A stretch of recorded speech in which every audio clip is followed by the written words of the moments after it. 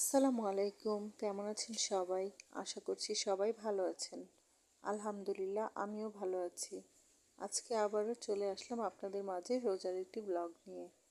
তো আজকেই রান্নাবাড়াই শেয়ার করব। তো আসলে রান্নাবাড়াই তো শেয়ার করে থাকি। তো আজকেও ঠিক তেমনই শেয়ার করছি। আজকে আমি ইফতারের জন্য বিফ বিরিয়ানি রান্না করব। তো এখানে বিফটা আমি রান্না করছি। এখানে আলু দিয়ে রান্না করব। আলু আসলে বিফে বিরিয়ানিতে কিন্তু খুবই মজা লাগে। তো আমি এখানে একটু হলুদ, হলুদ না, এখানে আমি একটু মরিচ লবণ দিয়ে এটা মাখিয়ে তারপর একটু ভেজে নিব। তো এখানে সুন্দর করে মুচমুচা করে ভেজে নিব। আর এর পাশের চুলায় বিফটা এখানে পানি দিয়ে দিয়েছি পর্যাপ্ত পরিমাণ, ঢেকে দিয়েছি সেদ্ধ হওয়ার জন্য।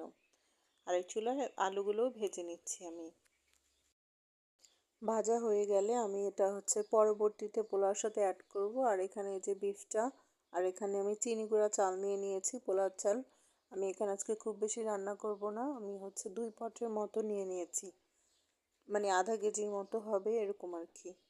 এখানে আর সেহরির জন্য আমি গুঁড়া মাছ যেটা বলে সেটা চচ্চড়ি করে নিব। সুন্দর করে সব কিছু একসাথে মেখে দিয়ে একটা আলু দিয়েছি কেটে, সুন্দর করে হাতে মেখে বসিয়ে দিলাম, এটাও হয়ে যাবে। আসলে বিরিয়ানি তো ইফতারে খাবো বা যদি একটু থেকে যায় সেটা রাতে খাবো, এরকম সাহারিতে তো আসলে এটা খাওয়া যাবে না, তাই সাহারির জন্য এই রান্নাটা হচ্ছে। আর গতকালকের আহ, ডাল ছিল, সেটাও দিয়ে খাবো, লাগলে একটু ডিম ভেজে নিব এরকম আর কি। এখানে বিফটা হয়ে গেছে, চুলা থেকে এখন নামিয়ে রাখবো চুলা বন্ধ করে।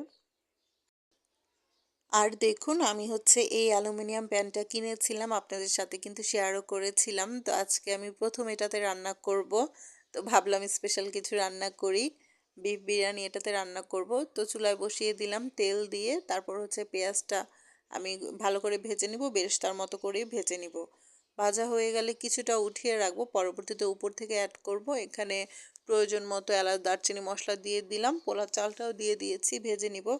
আসলে রেসিপি বলার কিছু নেই, আপনারা অবশ্যই আমার থেকে অনেক ভালো রান্না পারেন, জাস্ট আপনাদের সাথে একটু শেয়ার করা এই আর কি।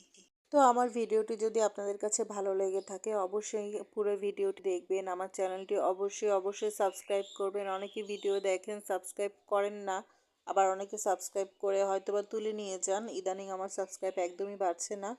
সবাই আমার চ্যানেলটি সাবস্ক্রাইব করে আমার পাশেই থাকবেন। আসলে আপনারা সাপোর্ট না করলে তো আমি বড় হতে পারবো না, আর আমিও চেষ্টা করব সবাইকে সাপোর্ট করার জন্য। তো এখানে আমি কিন্তু চালটা সুন্দর করে ভেজে কাঁচামরিচ আর ওই যে ভেজে রাখা আলুগুলো অ্যাড করে দিয়েছিলাম। তারপর এখানে গরম পানি অ্যাড করে দিলাম পরিমাণ মতো, তারপর বিফটাও অ্যাড করে দিয়েছি। উপর থেকে আমি একটু বিরিয়ানির মশলা দিয়ে দিয়েছি। আমি গরুতেও কিন্তু বিফ যে রান্না করেছিলাম তখনও মশলাটা অ্যাড করেছিলাম, এখানে একটু করছি সুঘ্রাণের জন্য। তো এরপর বলক আসার পর আমি ঢাকনা দিয়ে নিচে কিন্তু মোটা একটি তাওয়া দিয়ে দিয়েছিলাম, দমে দিয়ে দিয়েছিলাম আর কি। এখানে কিন্তু দেখুন মাশাল্লাহ রান্না কিন্তু শেষ, খুবই মজা হয়েছিল খেতে। তো এরপর আবার একটু ঢেকে নিলাম যেন পুরোপুরি চালগুলো ফুটে যায়, উপর থেকে বেরেস্তা দিয়ে দিলাম। তো এই ছিল বিরিয়ানির লুক। তারপরে সালাদ বানিয়ে নিয়েছিলাম, বিরিয়ানির সাথে সালাদ তো অবশ্যই লাগে। এরপর যেহেতু ইফতারে খাবো তো এখানে শরবত বানিয়ে নিচ্ছিলাম, শরবত ছাড়া তো আসলে ইফতার হয় না। অবশ্যই ইফতারে আমরা আগে শরবতটাই খাই বা খেজুর খাই। তো এরপর যেহেতু আমরা নিচে বসে ইফতার করি, সবগুলো নিচে সাজিয়ে নিয়েছিলাম। তো ইফতারটি আমরা আলহামদুলিল্লাহ করে নিয়েছিলাম। অবশ্যই জানাবেন আমার ভিডিও কি আপনাদের কাছে ভালো লাগে কি না, অবশ্যই আমার পাশে থাকবেন। আজকের মতো আল্লাহ হাফেজ।